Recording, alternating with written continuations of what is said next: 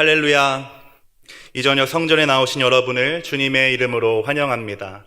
또한 동일하게 가정에서 시간을 정하여 예배하시는 성도님들께도 평안의 인사를 전합니다. 참 좋으신 하나님, 우리를 지극하게 사랑하시는 아버지께서 이 시간 온 마음과 뜻과 정성을 다하여 예배하는 여러분에게 하늘의 은혜와 평화를 풍성하게 부어주시기를 기원합니다. 오늘 함께 나눌 말씀의 제목은 내 아버지 집에 거할 곳이 많도다입니다. 함께 고백해 보겠습니다. 내 아버지 집에 거할 곳이 많도다. 주님께서는 오늘 본문에서 제자들에게 다음과 같은 약속을 주십니다. 내 아버지 집에는 거할 곳이 많도다. 오늘 제목과도 같은 주님의 이 말씀은 곱씹어 볼수록 참으로 위로가 되는 말씀입니다. 또한 이 시대를 관통하는 말씀이기도 합니다. 왜 그럴까요? 나에게도 저에게도 집이 있다는 뜻이기 때문입니다. 나도 집이 있습니다. 말하기만 해도 괜스레 입꼬리가 올라가는 것은 기분 탓이 아닐 것입니다. 여러분도 한번 해보시겠습니까? 이미 집이 있으신 분들은 감사의 마음을 담아 더 크게 하면 좋을 것 같습니다. 나도 집이 있습니다. 이 작은 세상, 이 크지 않은 나라에서 가장 큰 화두이자 문제가 바로 집, 거할 곳에 대한 문제입니다. 사람이 살아가는데 기본적으로 필요한 세 가지, 의, 식, 주, 이 세 가지 중에 의와 식, 입는 것과 먹는 것은 어떻게든 해결할 수가 있는데 정작 그렇게 살아가야 할 공간인 내 집 마련이 참으로 어렵기 때문입니다.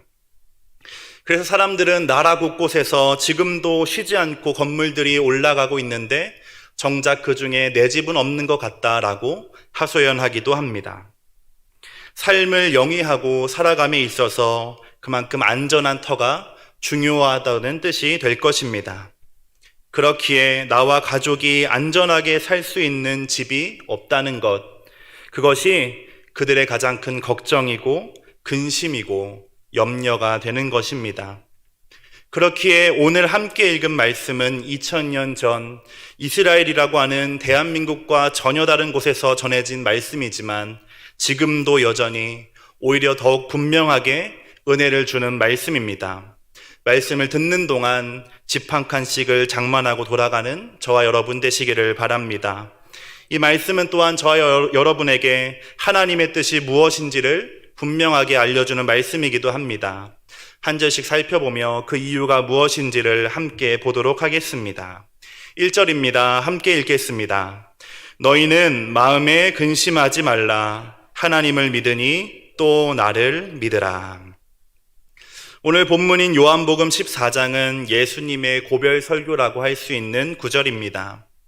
십자가를 앞에 두신 예수님께서 자신의 죽음을 예고하시고 제자들과 최후의 식사를 하시고 제자들의 발을 씻기신 후에 하시는 작별 인사입니다. 또한 가룟 유다의 배신이 선언된 이후에 무겁게 가라앉은 그러한 상황에서 하고 계시는 유언과도 같은 말씀입니다. 이 말이라고 하는 것은 참으로 오묘하고 신기하여서 상황에 따라 그 의미가 다르게 전해지고 들리게 됩니다. 가령 잘했다라고 하는 이 세 글자의 말도 문자 그대로 이해하면 칭찬이 되지만 유리창을 와장창 하고 깨먹고 들어온 자녀에게 선포될 때에는 잘 아시는 것처럼 익숙한 그런 의미로 변하는 것과 같습니다.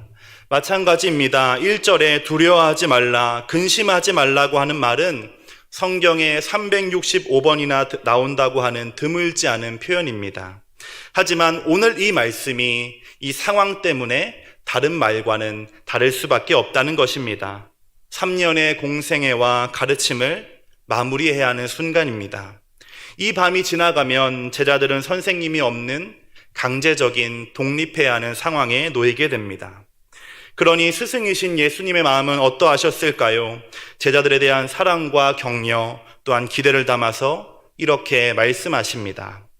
너희는 근심하지 말아라. 근심한다고 하는 것은 마음이 흔들리고 있다는 뜻입니다. 상황 때문에, 환경 때문에, 자신의 처지 때문에 갈팡질팡하며 요동치고 있는 것, 바람이 이렇게 불면 이쪽으로, 저렇게 불면 저쪽으로 흘러가고 있는 상태를 의미합니다. 이처럼 바람이 부는 대로 상황에 이끌려 살아가는 사람의 결국은 어떠하겠습니까? 어렸을 적의 일입니다. 부모님과 바다를 갔을 때, 제가 초등학교 저학년이었으니 제 동생은 그보다 더 어렸을 것입니다. 동생이 바다 위에 띄어진 에어매트 위에서 놀고 있었습니다. 그때 여름의 뜨거움을 날려줄 바람이 불기 시작했습니다. 더위에 지쳐있던 차에 바람이 불어오니 눈을 꼭 감고 시원함을 만끽하고 있었습니다. 그런데 다시 눈을 떠보니 물가에 있어야 할 동생이 보이지 않았습니다. 주변을 살펴보니 동생은 매트 위에 얌전하게 앉아서 바다 멀리로 떠내려가고 있었습니다. 아찔하고 심각한 상황이었습니다. 하지만 지금도 제가 그 일을 기억하고 있는 것은 그 상황과도 다르게 너무나도 평화로웠던 동생의 표정 때문입니다. 그렇게 매트가 안전선을 넘어서 이제 정말로 바다로 넘어갈 무렵에 다행히도 구조요원이 수상 바이크를 타고 나타났습니다. 그렇게 동생은 안전하게 구조가 될 수 있었습니다. 하지만 그 일로 인해 동생은 귀여운 모습은 온데간데 없이 사라진 30대의 훌륭한 아저씨로 자라게 되셨습니다. 슬픈 결말인 것 같습니다. 그날의 사건은 바람이 불어도 흘러가지 않도록 고정할 무엇인가가 있었다면 일어나지 않았을 그러한 일이었습니다. 근심하는 사람, 제자들의 모습이 바로 이와 같았다고 하는 것입니다. 마음이 흔들려서 알 수 없는 어딘가로, 안전을 보장할 수 없는 곳으로 흘러가고 떠내려가고 있는 것이 제자들이었습니다. 그래서 주님께서는 제자들에게 말씀하신 것입니다. 근심을 해결할 방법, 마치 배가 닻을 내리듯 바람을 따라 흘러가지 않고 제자리를 지키고 있을 수 있는 비결이 있다라고 오늘 알려주고 계신 것입니다. 1절 말씀입니다. 다시 한번 읽어보겠습니다. 너희는 마음에 근심하지 말라. 하나님을 믿으니 또 나를 믿으라. 아멘. 제자들이 근심했던 이유는 예수를 따르기 위해서 자신들의 삶의 터전을 버리고 익숙한 환경을 떠나왔기 때문이었습니다. 돌아갈 생각은 하지 않고 따라 나섰습니다. 그렇게 시간은 흘러서 3년이 지났습니다. 어쩌면 그들 마음 어딘가에는 자신들의 포기와 수고가 적당한 보상을 받지 않을까라고 하는 기대가 있었을지도 모릅니다. 그런데 선생님께서는 예루살렘 성에 가까워지면서 조금씩 불길한 이야기를 하기 시작하는 것입니다. 예루살렘을 들어올 때처럼 사람들이 환호하고 환영하는 소리가 아니라 오히려 정반대로 영광이 아닌 실패와 죽음을 말씀하기 시작하셨기 때문입니다. 혼란스러웠습니다. 계획이 틀어져도 이렇게 틀어질 것이라고는 생각하지 않았습니다. 후회가 되는 사람도 있었음에 분명합니다. 그런데 제자들에게 흔들리는 그러한 마음을 잡아줄, 고정해줄 무엇인가가 아직 없다는 것이 문제였습니다. 그래서 제자들은 근심할 수밖에 없었습니다. 염려로 자신의 마음조차 통제할 수 없는 상황이 되었던 것입니다. 이 함께 읽은 1절 말씀을 직역하면 하나님을 믿으라, 그리고 나를 믿으라라고 하는 말이 됩니다. 하나님에 대한 믿음, 또 예수님에 대한 믿음이 그렇게 흔들리는 마음과 근심과 걱정, 염려에서 자유로울 수 있는 방법이라고 알려주시는 것입니다. 절망적인 상황에 눌려있는 제자들에게 하나님 바라보아야 합니다 라고 하시는 것입니다. 또한 동일하게 예수님께로 그 시선을 고정해야 함을 알려주고 계신 것입니다. 하나님을 믿는다라고 하는 것은 유대인인 제자들에게는 당연한 일, 생각할 필요도 없이 익숙한 일이었습니다. 그래서 주님께서는 그들의 믿음이 이스라엘의 하나님에 대한 믿음에서 멈춰서는 안 되고 자신에 대한 믿음, 그리스도 예수에 대한 믿음으로 이어지고 고백되어져야 한다라고 말씀하신 것입니다. 이는 요한복음 1장의 위대한 증언과 같이 예수 자신이 하나님이시며 세상을 구원하기 위하여 이 땅에 오신 그리스도이시기 때문입니다. 그러므로 구원자이신 예수를 바라보고 믿어야만 근심이 사라지고, 그렇게 온전히 예수를 믿는 자만이 걱정과 염려라고 하는 멍에에서 자유를 얻게 될 것이라고 말씀하시는 것입니다. 성도 여러분, 이 세상에서 걱정에서 자유로울 수 있는 사람 아무도 없을 것입니다. 산에서 속세를 떠나 살아가고 있는 승려들에게조차 순간마다 찾아오는 각자의 근심이 있는 것이 분명합니다. 그래서 그 사람들이 찾은 것이 참선이고 명상입니다. 수행과 고행입니다. 그렇게 마음을 비우고 또 비우다 보면 번뇌로부터 자유로워질 것이라고 생각한 것입니다. 그러나 성경은 결코 우리에게 비우라고 말씀하시지 않습니다. 오히려 하나님께서 은혜로 채워주실 것이라고, 사랑으로 채워주실 것이라고 말씀하십니다. 우리가 해야 할 것은 그로 인한 감사와 찬양으로 우리의 삶을 가득 채워야 하는 것이라고 말씀하고 계신 것입니다. 빈 곳은 그대로 두면 가라앉고 주저앉기 마련입니다. 반석 위에 세워진 집의 비유를 기억하시기 바랍니다. 주님께서는 어떤 모양으로 짓는 것이 중요하지 않고 무엇 위에 세우는가가 중요하다고 분명하게 말씀하셨습니다. 사랑하는 성도 여러분, 저와 여러분의 인생과 삶이 믿음 위에 세워지기를 바랍니다. 예수라고 하는 영원한 반석 위에 집을 지어가는 저와 여러분 되기를 소망합니다. 기초가 튼튼해야지 높게 짓고 크게 지을 수 있습니다. 비바람이 불어도 흔들리지 않는 편안함을 느끼며 살아갈 수가 있습니다. 그 비결이 바로 하나님에 대한 믿음이며 그리스도 예수에 대한 믿음인 것입니다. 하나님께서 나를 사랑하시는 분임을 믿으면 눈앞에 있는 문제 넉넉하게 이겨낼 용기가 생깁니다. 하나님께서 나를 도우시는 분이라는 것을 깨닫게 되면 어렵고 힘든 상황조차도 합력하여 유익하게 만드실 것을 믿고 따라갈 수가 있습니다. 그리스도 예수께서 자신의 몸을 들여서 먼지와도 같은 나의 인생을 구원하셨다는 사실을 믿게 된다면 매일과 매 순간은 오직 감사로 넘쳐나게 될 줄 믿습니다. 하나님을 믿으니 또 나를 믿으라. 오늘 저와 여러분에게 주시는 주님의 음성입니다. 이 말씀을 따라서 하나님을 온전히 신뢰하는 믿음으로 근심과 염려가 아니라 감사와 찬송을 부르며 살아가는 여러분 되시기를 바랍니다. 2절과 3절은 주님께서 제자들에게 이와 같이 믿음을 강조하신 이유이며 또한 사람의 몸을 입고 세상에 오신 이유이기도 합니다. 2절과 3절 함께 읽겠습니다. 내 아버지 집에 거할 곳이 많도다. 그렇지 않으면 너희에게 일렀으리라. 내가 너희를 위하여 거처를 예비하러 가노니 가서 너희를 위하여 거처를 예비하면 내가 다시 와서 너희를 내게로 영접하여 나 있는 곳에 너희도 있게 하리라. 아멘. 주님이 말씀하시는 또 요구하시는 믿음은 아무 근거가 없는, 그래서 마음 공부나 정신 통일과는 다를 바 없는 것이 결코 아닙니다. 예수님은 자신이 떠나시는 이유를 분명히 밝히심으로 제자들에게 요청한 믿음의 근거가 무엇인지를 알려주십니다. 주님께서 세상을 떠나셔야만 하는 이유란 무엇이었을까요? 2절 하반절부터 3절입니다. 내가 너희를 위하여 거처를 예비하러 가노니 가서 너희를 위하여 거처를 예비하면 내가 다시 와서 너희를 내게로 영접하여 나 있는 곳에 너희도 있게 하리라. 아멘.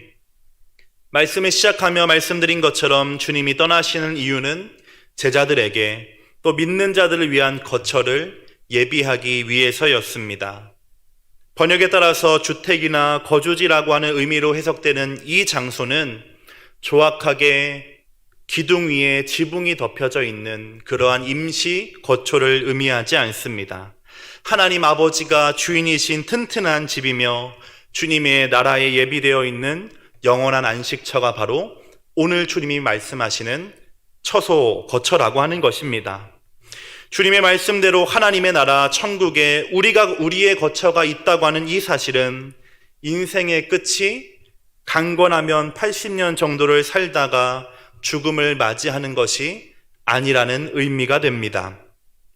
오히려 이 땅에서의 시간과 호흡이 멈추게 되면 육신의 장막은 벗어지고 영원하고 변하지도 쇠하지 않는 안식처가 이미 준비되어 있다라고 하는 의미가 되는 것입니다. 그곳에서 영원히 살 것이라고 하는 천국 소망을 일깨워주는 말씀이 되는 것입니다. 사도 바울은 고린도후서에서 이렇게 말했습니다. 만일 땅에 있는 우리의 장막집이 무너지면 하나님께서 지으신 집, 곧 손으로 지은 것이 아니요 하늘에 있는 영원한 집이 우리에게 있는 줄 아느니라. 아멘. 할렐루야. 이것이 오직 믿음으로 살아가는 성도의 삶의 태도입니다. 주님이 말씀하시는 참된 믿음이 있는 사람, 천국 소망이 있는 사람은 어떠한 태도로 살아가는 사람입니까? 땅에서 내가 이루고 세워왔던 것이 무너질 때에 오히려 하늘에 영원한 아버지의 집이 있는 것을 깨닫는 사람이라고 하는 것입니다. 옛 찬양의 가사처럼 죄 많은 이 세상은 내 집이 아니고 나의 보물이 있는 곳, 내가 보물을 쌓아둔 아버지의 집, 아버지가 나를 맞아주시는 곳이 내 집이라고 고백하며 살아가는 것입니다. 그러므로 땅이 아니라 하늘을 바라보며 그 은혜로 살아가는 사람, 모든 상황 속에서 주님을 발견하는 믿음의 안목이 있는 사람에게는 근심하게 하는 일들은 기도의 제목이 됩니다. 해결할 수 없는 문제들은 은혜를 경험할 수 있는 기회로 변합니다. 모든 소망이 끊어진 것과 같은 광야와 같은 시간을 지날 때에는 그것이 홀로 하나님을 대면하는 시간이요 믿음으로 드리는 찬양이 빈 들에 울려 퍼지는 예배의 장소가 되는 줄 믿으시기 바랍니다. 저와 여러분의 삶이 정해진 시간을 살아가는 우리의 삶의 자세가 바로 이와 같기를 소망합니다. 하늘의 만나를 기대하며 지금도 함께 하시는 구름과 불기둥을 따라가는 저와 여러분 되시기를 간절하게 기도합니다. 4절과 5절 말씀입니다. 함께 읽겠습니다. 내가 어디로 가는지 그 길을 너희가 아느니라. 도마가 이르되 주여 주께서 어디로 가시는지 우리가 알지 못하거늘 그 길을 어찌 알겠사옵나이까. 아멘. 바로 앞에서 주님께서 떠나야 하는 이유가 너희 제자들을 위한 거처를 준비하기 위함이라고 했습니다. 그런데 도마가 손을 번쩍 들고 질문합니다. 주님, 가시는 곳이 어디인지도 모르는데 저희가 그 길이라고 알겠습니까? 용감한 질문입니다. 모르면 물어보아야 합니다. 물어보면 답을 얻을 수가 있습니다. 그러나 묻지 않고 알기란 쉬운 일이 아닙니다. 그래서 학창시절 선생님들께서는 모르는 것은 죄가 아니다. 그러나 모르면서 아는 척하는 것은 죄라고 알려주셨습니다. 이렇게 학교의 선생님들께 질문해도 답을 얻을 수가 있는데 하물며 하나님이신 예수님께 질문한다면 얼마나 분명하고 명쾌하게 알려주실까요? 도마의 이러한 질문에 예수님은 이렇게 말씀하십니다. 6절입니다. 함께 읽겠습니다. 예수께서 이르시되 내가 곧 길이요 진리요 생명이니 나로 말미암지 않고는 아버지께로 올 자가 없느니라. 아멘. 길과 진리와 생명이신 예수를 통하지 않고는 누구도 예외 없이 하나님 나라 천국 구원에 이를 수가 없다는 말씀입니다. 제자들을 위해 예비하신 하나님 나라의 부요함과 풍성함은 오직 예수라고 하는 길을 따라가는 사람만이 발견할 수가 있고 예수님만이 구원이시라고 하는 진리를 믿는 사람에게만 허락되는 것이며 영원한 생명이 오직 예수 안에 있음을 깨달은 사람에게만 주어진다고 하는 말씀인 것입니다. 성도 여러분, 이 말씀은 주님께서 친히 하신 자기 선언, 자기 소개입니다. 길과 진리와 생명은 오직 예수님 뿐입니다. 주님께서 우리를 구원으로 인도하시는 길과 진리와 생명 되심을 믿으시기 바랍니다. 또한 이 위대한 예수님의 자기 선언의 시작이 도마의 용기 있는 질문이었음을 기억하기를 원합니다. 용기 있는 질문이 위대한 대답을 낳았습니다. 자신의 알지 못함, 무지함을 인정하는 사람에게 주님께서 진리의 빛을 비춰주셨기 때문입니다. 나는 모릅니다. 나는 아는 것이 없습니다. 참 부끄러운 말이 됩니다. 그러나 하나님 앞에서 진솔하게 용기 내어 고백하는 이 성도의 무지함은 부끄러움이 아니라 하나님의 응답으로 돌아올 줄 믿습니다. 응답하심을 기대하고 확신함으로 모든 것을 하나님께 아뢰시는 여러분 되시기를 바랍니다. 말씀을 정리하겠습니다. 주님의 마지막 가르침과 같은 요한복음 14장은 우리에게 세 가지 은혜를 전해주고 있습니다. 첫째로 성도가 세상을 살아가며 찾아오는 근심을 대하는 방법입니다. 이 방법은 오직 믿음입니다.